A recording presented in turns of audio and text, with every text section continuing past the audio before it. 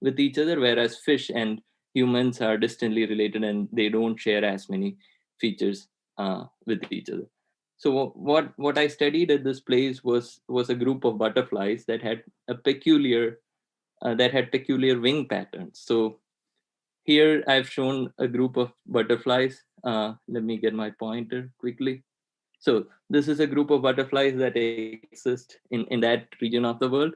And on the left here, you can see the evolutionary tree, and you can also see that these two butterflies who are close to each other in the evolutionary tree have very different wing patterns. However, some butterflies, let's say for this one here and this one here, they are very different in the evolutionary, very distant in the evolutionary tree, but they share identical wing patterns. So we wanted to study, or the group that I worked in there wanted to study how these butterflies made identical patterns even though they are distantly related. And we used a technique called CRISPR, which recently won a Nobel Prize last year. And it is based on RNA, and that is why I was very interested in doing this in the first place. Um, we will get to know what we did was we used this technique called CRISPR to make changes or edit genes in these butterflies. And we'll get to know how genes work later in the talk. But what we found was when we edited certain genes, we found that the wing patterns change. This was very interesting to me because it was very much like painting wings of a butterfly, but not using actual paint, but with science. So we basically painted butterfly wings using science to understand how these butterflies make these beautiful colors in the first place. Just to show you how this is done, we went on collection trips into the forest. The picture on the bottom right is a picture from when I went for a collection trip with my group in the institute. And we collect butterflies and grow them in insectaries, like the one shown on the top right. And from these cages, we collect eggs when the butterflies lay eggs and inject this tool using needles as the one shown here. So when we inject this tool into these butterfly eggs, they grow up and become modified butterflies and show these different wing patterns. And doing this whole process, we got a better understanding of how butterflies make these beautiful colors in the wing, and how similar butterflies make different patterns and distantly related butterflies make same patterns and so on. However, I won't be talking much details about this study, but I will come back to this analog, this example of butterflies later in the talk to give you guys an idea of how molecular biology or how genetics work. As Dinesh sir said a few minutes ago, I am currently a PhD scholar at Ohio State University. This is where the university is located in the US. And picture on the top right is the actual university. This is a very this area is called the Midwest of the US. It gets really cold in the winter, and this university is very passionate about American football. There is actually a stadium, an American football stadium in the university, which is very much like a cricket stadium in terms of capacity. So I would be talking today about my research at Ohio State University. Now, before I do that, um, I before I talk about my research, there is a bit of background I have to explain to you guys first. Some or many of you might already know this, but I will briefly go over it anyway. So to begin with, we all know that cells are the basic unit of life. All living organisms that we know are made up of cells. I'm sorry, I'm getting some feedback. Yeah, sure.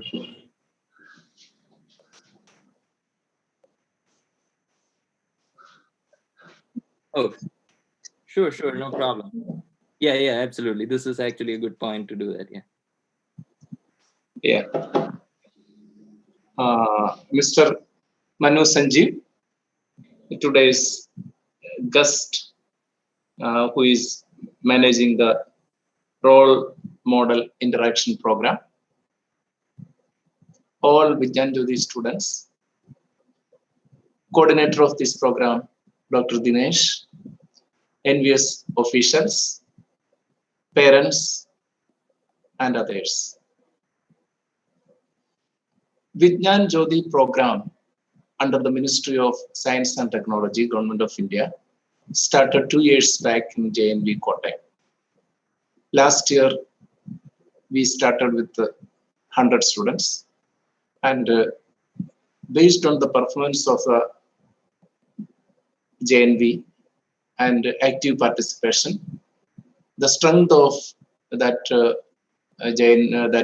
Vigyan Jyothi strength is increased from 100 to 200. That is, the second unit of Vigyan Jyothi also started in JNV Kottayam. So at present, 100 plus 100 students are members of Vigyan Jyothi program. So we are organizing different programs, different activities, different lab visits and other programs we are doing under this. And luckily, this time, we were in search of role models, gents as well as ladies. We are in search of different role models from different fields. But this time, we got a very dynamic person, Mr. Manu Sanjeev. Actually, he is our alumni of NVS, Navodaya Vidyalaya Samiti. Moreover, he is an ex-student of JNV Kottayam. So on behalf of all the officials, on behalf of myself, Dr. Dinesh, all the parents, all the Vigyan Jyothi participants, I am warmly welcoming Sri Manju Sanjeev to this program. We are very, very lucky today because of your presence. Many reasons. Number one, you are a research scholar in Ohio State University, USA. And moreover, you are having a lot of experience in the field of research work. Moreover, teaching field also you have done wonderful work. In addition to that, you are the co-author of different standard publications from different publishers. Forget about all these things. The main thing is that our own student, JNV Kottayam student, is now in front of us and doing research work in the field of molecular, cellular, and developmental biology. And today's your topic, a glimpse into the world of RNA. The topic is also very, very relevant nowadays because, you know, throughout the world, this COVID is spreading like anything. And the COVID-19 virus, every month, every day, mutation and other changes are going on. And we, to catch this virus, deep study in the field of DNA, RNA, molecular biology, then cellular biology, etc., is required.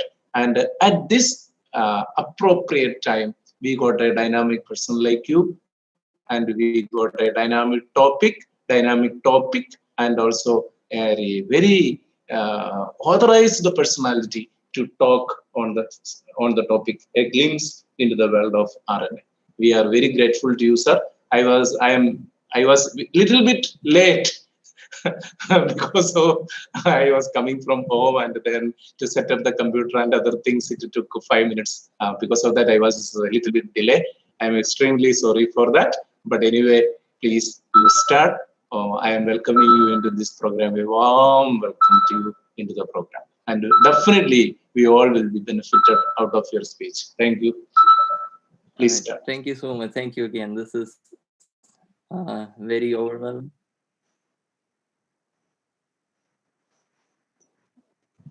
Yeah, it is actually very overwhelming to be addressed like that. But thank you so much. Like to what I was doing before. So having explained to you guys how I became a scholar at Ohio State University and how I passed through different stages of research to get here.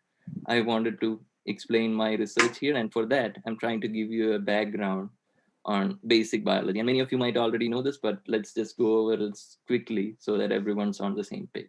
So we know that cell is the basic unit of life. All living organisms that we know of are made up of cells, and they come in many different sizes and shapes, like the bacteria that I've shown here, the yeast cell that I've shown here. They also have come in same in they also come to have different properties, like the cells on a butterfly wing that make red color, or the cells in a butterfly wing and elsewhere that make black color. And cells have these different properties of different colors or different sizes or different shapes because of the genes that cells have. So every property a cell has is defined by its genes.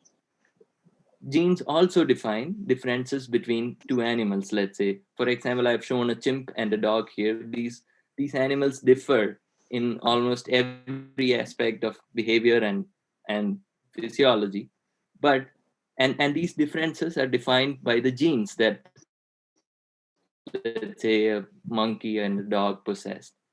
In addition to that, genes are also responsible for the differences between two humans, let's say. So the guy or a girl that is sitting next to you looks different and have different physical properties compared to you, is because your genes are different. And what are these genes? How do these work anyway? And that is the kind of background that I wanted to tell you guys about. So genes reside on our DNA, right? So we are made up of cells. Every organism is made up of cells, and every cell has a nucleus inside. And this nucleus contains chromosomes, which are made up of DNA. And within this DNA, there are regions that are called genes, and these genes contain information stored in a DNA. To make this clear, I'll give you an example of a computer. You may already know that information in computers are stored in the form of zeros and ones. Right? Be it a picture that a computer, be it a song, be it a movie, computer understands zeros and ones. Everything that a computer does and calculate in the form of zeros and ones. Similarly,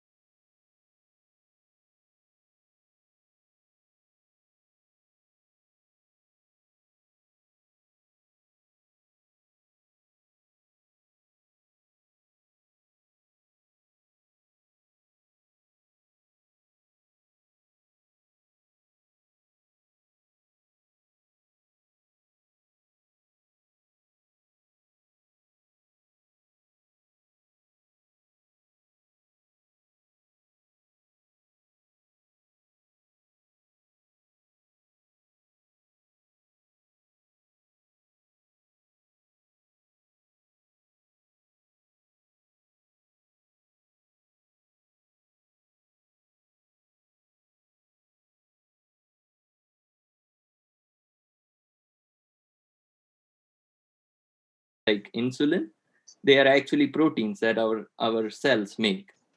Keratin that makes up our hair is also a protein, and enzymes that break down our food, that break down glucose,